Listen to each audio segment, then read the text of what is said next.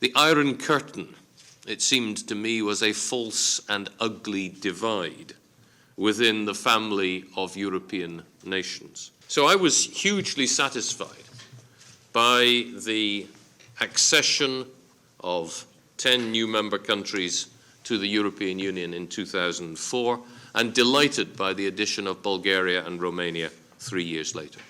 But European integration is not simply something that occurs at the moment that a new member state joins. Integration is an ongoing and complex process. We were, and we still are in Business Europe, in favor of the single market in all its components. And the free movement of people is not yet complete, and should be. One of the most important key questions, how do we enlarge, not the European Union, but the Eurozone? And on which conditions? And I think it's right to at least ask ourselves the question and to look at if all the conditions that we set in the Maastricht Treaty can be fulfilled in the current circumstances. Protectionism is not a remedy, but it is the part of the problem. It's a very severe and serious part of the problem. We need free trade, and we don't need new barriers. Solidarity is not a charity.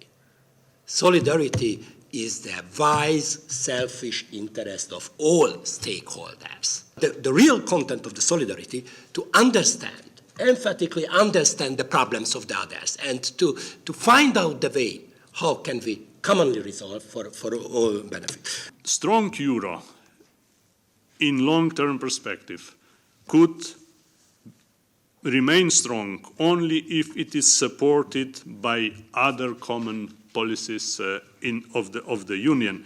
And I cannot imagine stronger euro without more coordination of economic policy and with more common foreign security and defense policy. I think that this is also one of the main preconditions for the European Union to become a stronger global player. Of course, we have a headache now, Lisbon Treaty. I hope that this headache will go out, and we should keep our doors open, because Balkan states are also states which have to have a hope to be in the European Union when they will fulfill criteria. We, so-called 10 countries coming from former socialist regime, we know that we have still a lot of work to do in our countries. Actually, this financial crisis just show us again that we have a lot to do in structural reforms. In European democracy, the role of the citizen has really moved stage centre. And there are two main planks in this, two main dimensions. The first is that we need to enhance transparency in terms of social supervision of what's going on, decentralisation and making sure that information gets out. That's one thing. But secondly, there has to be an opening up to the citizens so that they are able to take part in a participative democracy in what is a knowledge and communication-based society.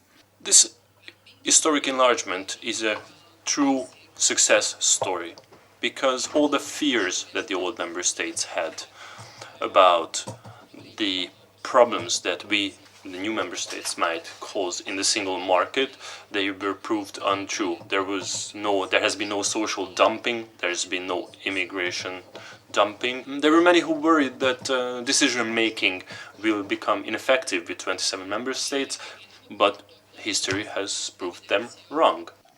If you look at democracy in the broadest sense, I think everyone has now realised that this is an active, informing principle in society. And this is real progress, considering the generations which went before and the ruins on which we were building. I think that there has been, if you like, a new start, a caesura, which has taken place in the institutions, in the legal system which now applies. And clearly we were building on all the work which had gone before. And I think that there was an appetite for change. I think there was an acceptance on the part of the citizenry of the new member states.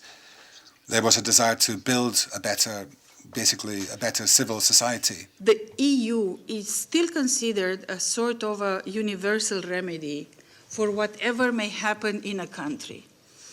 We are now going through an economic crisis, yes, and financial, and it's deep, and it's going to be probably, through the consequences, even worse. My own expectation is that we come out stronger out of this crisis, and enlargement will go hand in hand with deepening, because we need this kind of structural changes in our institutions and in the work of the institution.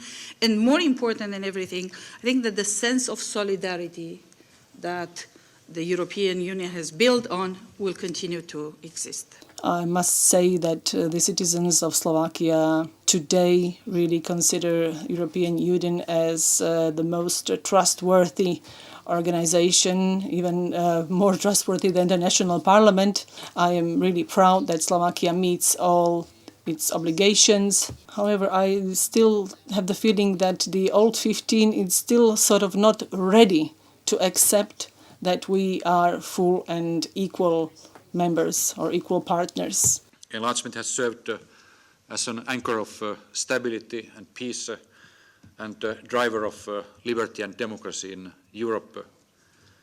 It has extended the area of peace and prosperity to almost 500 million people, and it has increased our weight in the world. We cannot afford to be complacent about the progress achieved to date, and that's why it is crucial, it is essential that our policy of stabilization through enlargement is and must be kept on track, even if it is no high-speed train. If you want to deal with the USA, with Russia, with China, then you had better also be big, but you had better also be united. The way in which we conduct business has to be different. Doing business at 27 in the Council is different from doing business at 15. You also need some different organization. At 27, you need a bit more leadership from the center. You need a strong commission. In foreign affairs, the High Representative, the Secretariat plays an important role. You need a strong presidency. 5 years are not sufficient to create a new alloy. We are still in a melting pot between the former members and the new members. And then, the crisis has hit us. Even without the crisis, my question would have been, are the member countries ready to go beyond the EU as a multiplier of national power to a substitute for it? The enlargement, we could have expected problems in any area where we have the need of unanimous decisions, enlarging the number of countries and respectively people who take decisions from 15 to 25, now 27. And I think that one of the main results, I guess, of this enlargement was the push to reform the common foreign and security policy, first with the constitutional treaty, which failed, now with the Lisbon Treaty. I hope Lisbon Treaty will succeed finally this year. What we brought to the European Union debate and European Union practice is, I would say, much greater awareness on human rights. After all, the whole history of our quest for democracy was marked by human rights issue.